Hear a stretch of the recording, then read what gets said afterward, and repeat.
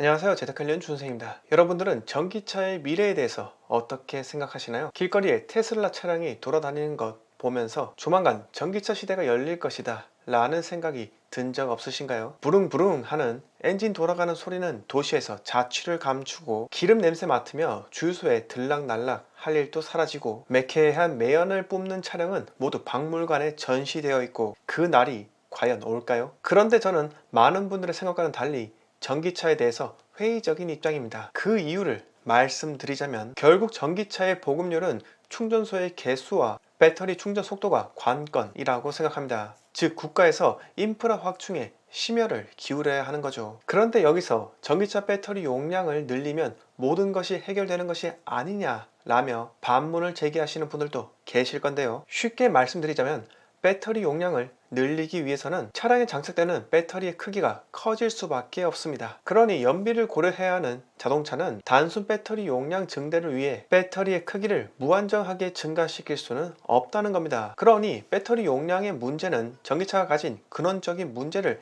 해결할 수 없다는 겁니다. 그럼 충전소에서 배터리를 막 교환하는 프로세스로 가면 충전 속도와는 무관한 것이 아니냐 라고 말씀하실 수도 있습니다. 그런데 배터리의 막교환은 두 가지의 문제점을 가지고 있습니다. 첫째, 배터리 설계 표준화가 되어 있지 않다. 둘째, 배터리 분량에 대한 책임 소재를 정하기가 어렵다. 여기서 배터리 책임 소재란 보험사가 될 수 있고 충전소가 될 수 있고 배터리 제조사가 될 수도 있습니다. 이 두 가지 문제점을 사회적 합의로 해결해야 하기 때문에 결코 쉽지가 않을 것입니다. 2020년 초 통계 자료를 확인해 보면 현재 국내 승용 전기차의 비율은 0.37%라고 합니다. 1세대당 차량 한 대를 보유하고 있다고 가정을 한다면 1000세대 아파트 단지 기준으로 37대의 전기차가 있습니다. 만약 10%로 늘어난다면 현재 대한민국의 주거 방식이 대부분 아파트인 관계로 전기차 전용 주차장을 확충하기란 정말 어려운 구조입니다. 결국은 내연기관 차량 소유자들의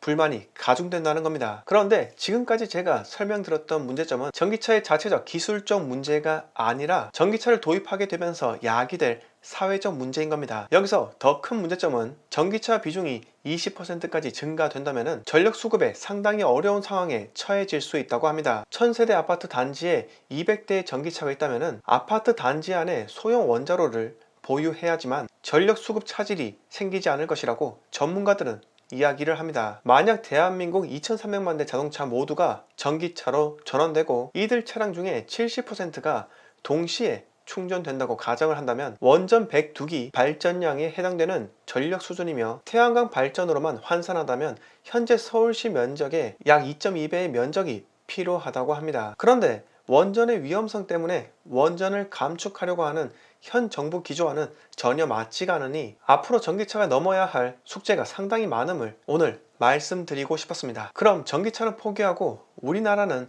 글로벌 전기차 시장에서 도태되어야 하냐 라고 물으실 수 있는데 다행히도 대한민국은 전기차와 수소차 양 방향으로 가고 있어 그 중에 더 잘 되는 곳을 선택하면 되는 단계까지 갈 수 있도록 부단히 노력하고 있습니다. 수소차는 전기차와 달리 배터리가 없는 구조이고 수소연료 전지 차량이라고 불리며 수소가 분해되면서 생기는 전기를 동력으로 구동하는 구조입니다. 즉 수소차는 전기를 저장하는 배터리는 없고 수소 분해로 만든 전기를 바로 동력으로 공급할 수 있습니다. 그래서 내연기관보다 효율이 더 높다고 합니다. 수소가 분해되면 생기는 것은 물이니 도로에 떨어져도 환경에 무해한 것이죠. 기존 주유소를 활용하여 수소 충전이 가능하니 충전소 개수와 충전 속도의 문제는 전기차보다 덜할 것으로 생각이 듭니다. 그런데 문제는 수소는 인위적으로 생산하기가 정말 어려운 구조입니다. 전 세계 수소 생산량의 약 50%가 천연가스에서 나오고 나머지 30%가 정유화학 과정에서 나오는 부생수소, 나머지 18%가 석탄가스 등에서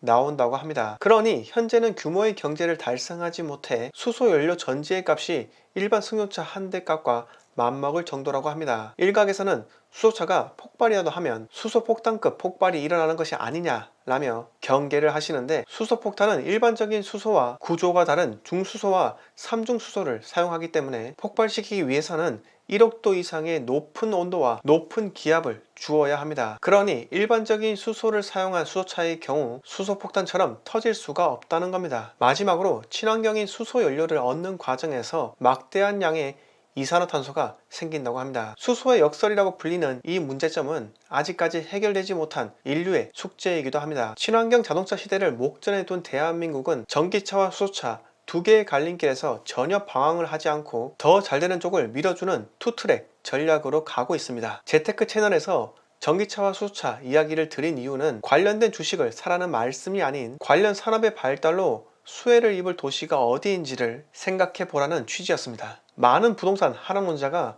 산업 경기 침체를 이유로 집값이 떨어진다며 호도를 하고 있기도 합니다. 그런데 산업 경제를 기반으로 움직이는 도시는 전기차와 수소차로 다시 일어나는 계획을 일찌감치 준비를 하고 실행하고 있습니다. 그러니 단편적으로 제조업이 흔들리기에 부동산이 망할 것이다 라고 외치는 과거만 볼 줄 아는 하락론자의 말은 전혀 신빙성이 없습니다. 이 점을 꼭 말씀드리기 위해 오늘 영상 준비를 했습니다. 영상 마음에 드셨으면 구독과 좋아요 부탁드립니다.